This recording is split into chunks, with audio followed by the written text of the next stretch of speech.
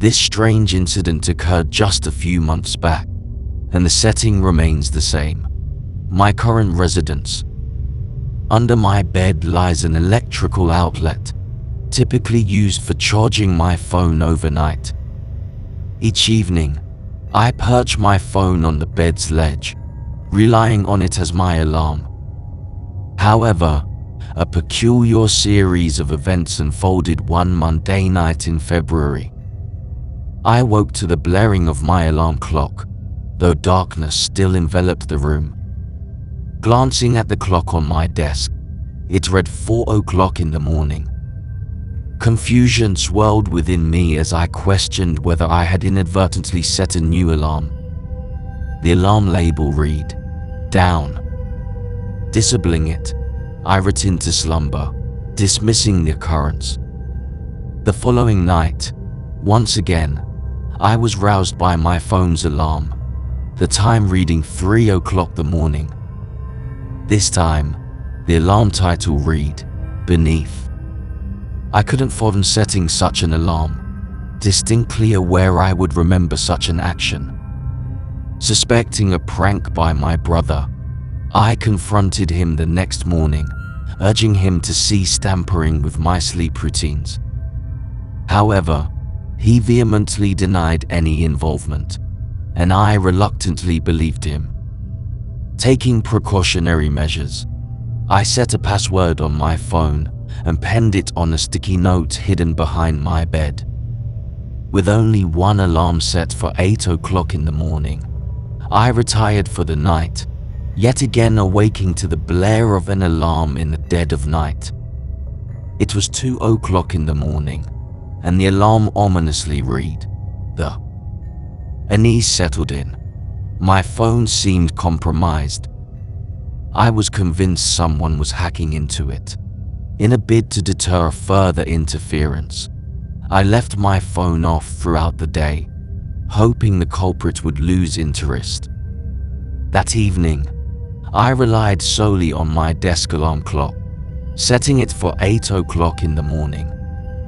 Yet, upon awakening, darkness shrouded the room, and my phone, now on the ledge, emitted a distorted, eerie scream instead of the usual alarm tone. Disabling the alarm labeled "Bed," I realized it was a mere 1 o'clock in the morning.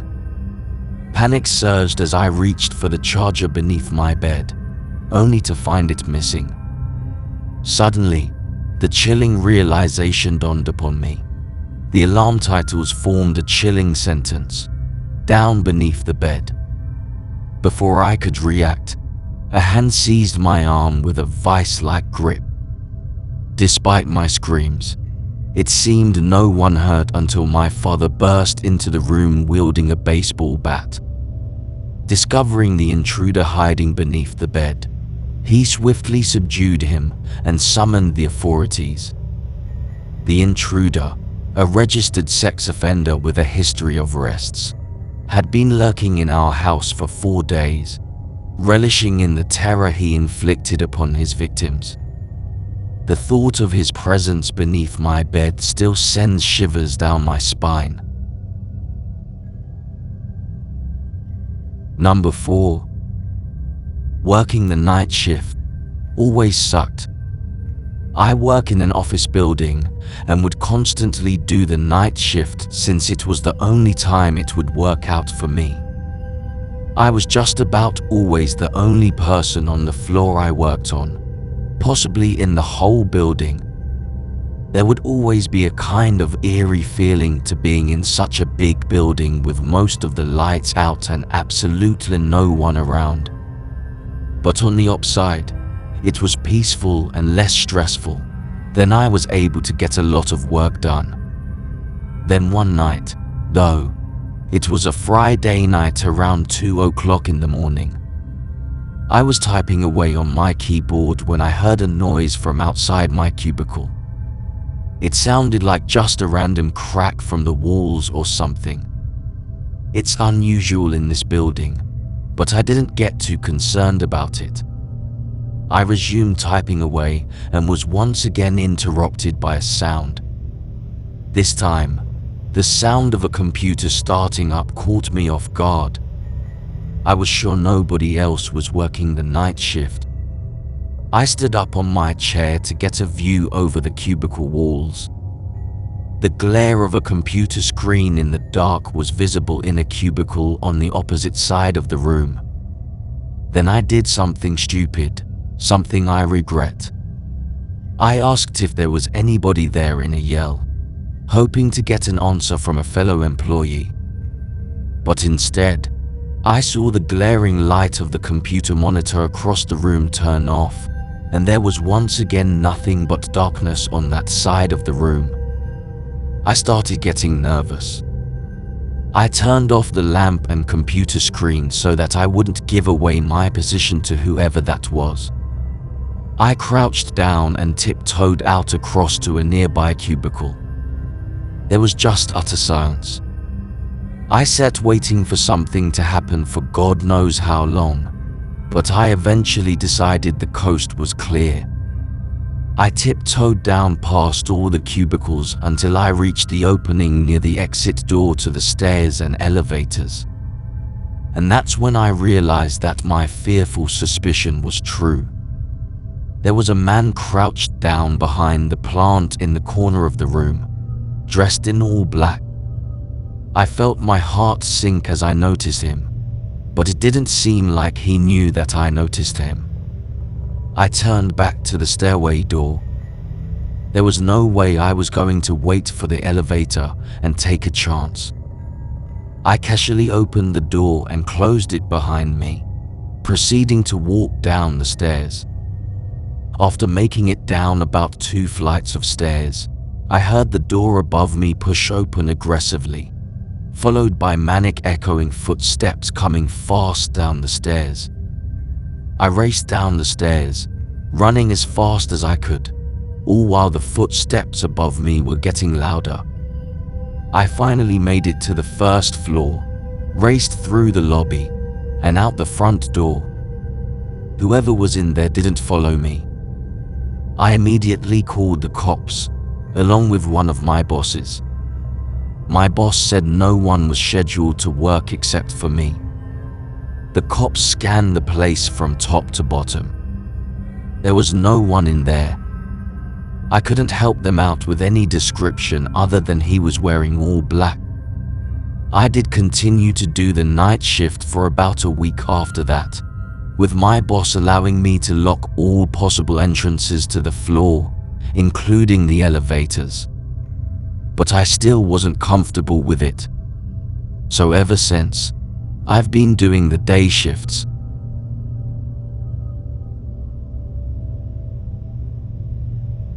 Number 3. The most horrifying experience that ever happened to me didn't even directly happen to me. I have a friend that I'll call Ty. We would hang out or at least text every day. But there was this one day that he didn't respond to any of my texts or calls. I went over to his house, which was a block away, to see if he was all right. I knocked and rang, but he didn't answer, which was weird because his car was there. I got the feeling he wanted to be left alone. But late that night, I got a FaceTime request from an unknown number. I cautiously answered it with the camera aimed away from my face. A face popped up on the screen, and it was Ty. I felt so relieved and showed my face. When I got a little better look at his face, I noticed he looked different, like a lot more tired and, I don't know, paranoid, I guess. And he was also in an unfamiliar room. I asked him where he was and why he wasn't answering, to which he responded that he was fine and he was at home. I asked him whose phone he was using, and he just took a long pause before answering. He just blankly stared at the camera until finally answering that he was using his uncle's phone. That was really weird, but before I could question him further, he all of a sudden demands that I lend him $10,000 that he'll pay me back. I can't help but laugh at this until I see that he's serious. More than just serious. His facial expression filled with what looked like worry. I asked him why the hell he needed so much money, and there was once again a huge pause, with him just staring into the camera. He finally says he has to go, and with that, the call ended. It was probably one of the weirdest and most unnerving experiences of my life. I had never seen him act so weird. Something was clearly wrong with him. But it was late, and I figured I would just go over to his house tomorrow and talk with him. The next day, first thing in the morning, I went straight over to his house and rang the doorbell about 10 times. He didn't answer. I eventually gave it up as a lost cause. If he wanted to act sketchy, that was his problem. Late that night, around the same time, I received another FaceTime call from another unknown number. I answered it, and it was again Ty. But this time, he looked like shit. His hair was a mess. He had a cut on his forehead. He had bags under his eyes. I didn't understand what the hell was wrong with him. He wouldn't tell me anything. He just kept demanding $10,000 to be paid to some random address, to which I kept telling him no. And then he said something that still haunts me. He said in a shaky, nervous voice, "Come on, don't point a gun in my back." It hit me like a bullet as he said this, accompanied with an ever so slightly twitch of his left eye, to which I interpreted as a wink. But then the call ended abruptly, and I can only imagine what was going to happen to him. By some miracle, I remembered the address and sent the cops there right away. It was an old abandoned house and a basically deserted block miles away from my house. They found Ty in the basement, beaten senseless and barely alive. But they got to him just in time. The sicko that did this to him was already long gone. Ty doesn't like to talk about it, but the most he told me was that he was walking home before everything went black and he woke up in a dark basement. Number 2. On the eve of my friend's 21st birthday, our house was transformed into a bustling hub of celebration. The air was thick with excitement and the scent of alcohol hung heavy. Among the throngs of partygoers, one figure caught my attention, standing ominously in the corner like a shadow in the flickering lights. Initially dismissing him as a distant relative or an acquaintance of a guest, I couldn't shake the unease his presence stirred within me. As the night wore on and the crowd dwindled, the mysterious man remained, an enigmatic spectre amidst the dissipating revelry. Curiosity gnawed at me, and I sought answers from my friends, but none could identify him. With a sense of foreboding settling over me, I resolved to wait until the house emptied, hoping he would depart with the departing guests. Hours passed, and eventually, only a handful of us remained, seeking refuge in the quietude of the night. Yet, the stranger lingered, a silent sentinel in the dimly lit room. Disquietude gripped me as I retired to the den, the weight of the night bearing down on my senses. In the solitary hours, disturbed only by the occasional creak of the house, I stirred from my fitful slumber, parched and disoriented. A primal instinct led me to the bathroom before I sought solace in a glass of water from the kitchen. Returning to the den, the veil of darkness revealed a sinister detail: the sliding door of the coat closet, ajar, a silent invitation to the unknown. A chill swept through me as the memory of the stranger resurfaced, casting shadows of suspicion upon the seemingly innocuous closet. Fear coiled in my chest as I entertained the notion of his clandestine presence within. Every fiber of my being screamed to flee, yet reason anchored me in place, a prisoner to my own terror. Then, as if guided by some unseen force, the closet door crept further open, a harbinger of imminent peril.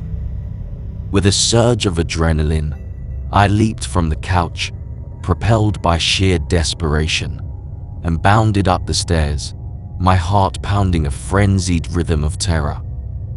Behind me, the closet disgorged its secrets, an intruder unleashed upon our sanctuary. Panic-stricken, I roused my companions from their slumber, their confusion mirroring my own hysteria. With trembling voices, I relayed my harrowing ordeal, the specter of the stranger haunting our shared reality. Together, we braced ourselves, a united front against the encroaching darkness. Yet, as the minutes stretched into eternity, our adversary remained elusive, a phantom vanishing into the night.